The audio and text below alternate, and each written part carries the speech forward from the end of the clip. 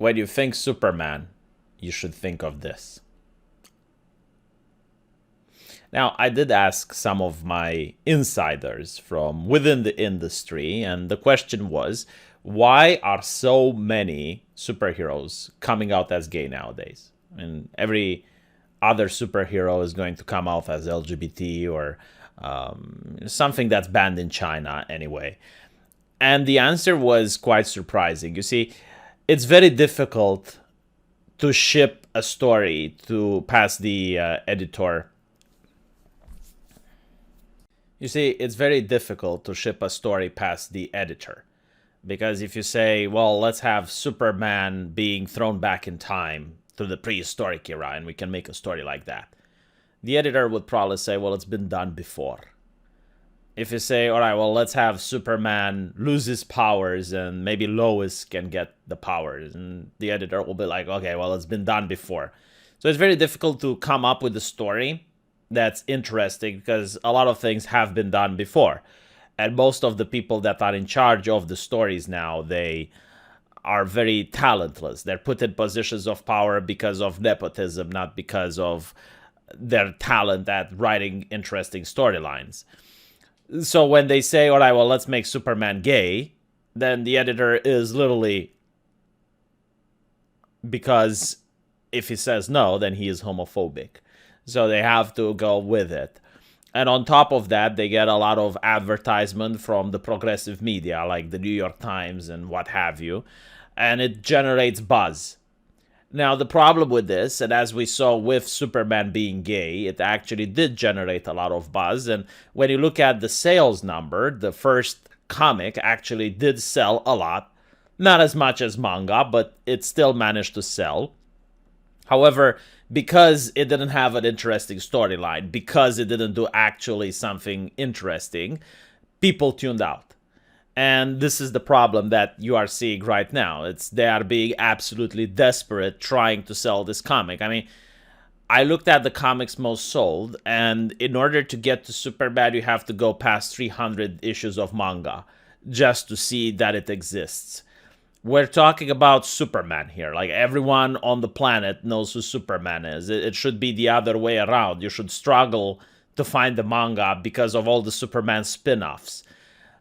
But we do live in a democracy, unfortunately, for the progressives, and the people do vote with their wallet.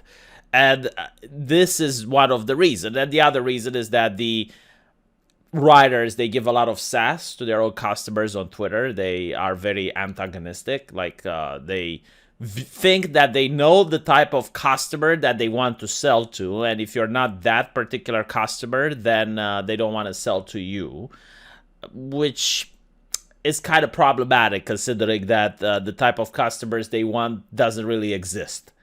They have no audience. They keep saying, oh, we're going to upset the right-wingers by making Superman LGBT. But the problem is the right-wingers aren't reading, like, except a couple of snippets on Twitter here and there, and people are laughing and they're moving on and reading manga. Because people are actually progressives and they do champion diversity. So they would rather pay money to the Japanese man rather than to the American California know-it-all moral busybody that gives them sass on the Twitter. And on top of that, they don't even know how to write gay characters. I mean, this is a specific type of gay that I guess exists mostly in California now, where every aspect of their identity needs to be worn like a badge.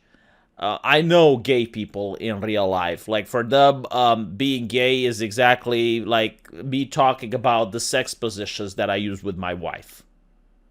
You know, it's not something that comes up in normal conversations. I mean, they happen to be gay, they have sex with gay men, and that's pretty much it. You know, other than that, they're normal people, very different from one another, with different hobbies and aspirations. They do not worship the Marxist LGBT flag, because it's not even the LGBT flag now, it's the Marxist one.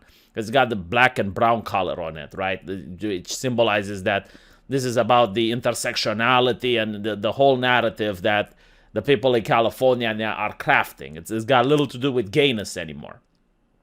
So the fact that now Superman is wearing this, like, it's some sort of symbol. It's the same thing like wearing the American flag.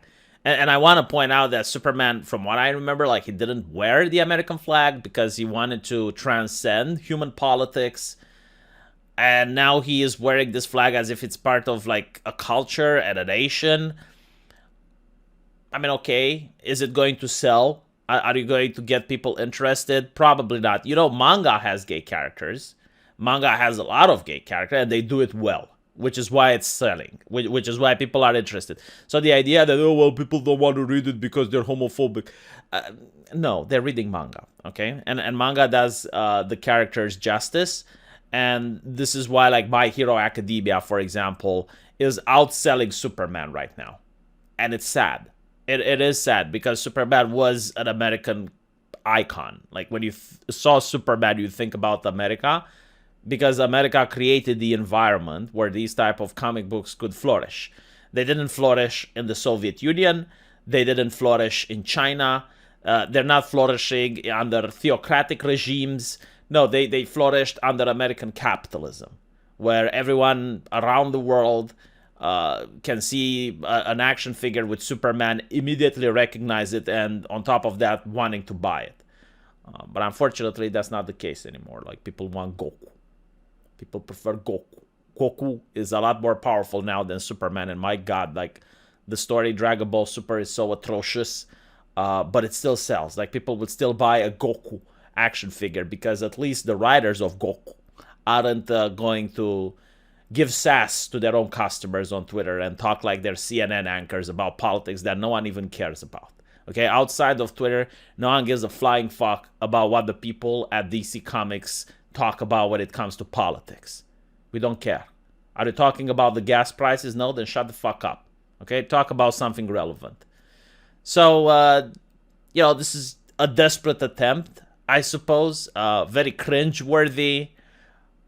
Superman got like an LGBT flag as a cape. Okay. Instead of being happy with this, show me the sales number. Like, show me when Superman goes back to #1 when it belongs. And then I will be pogging. I'll go, oh.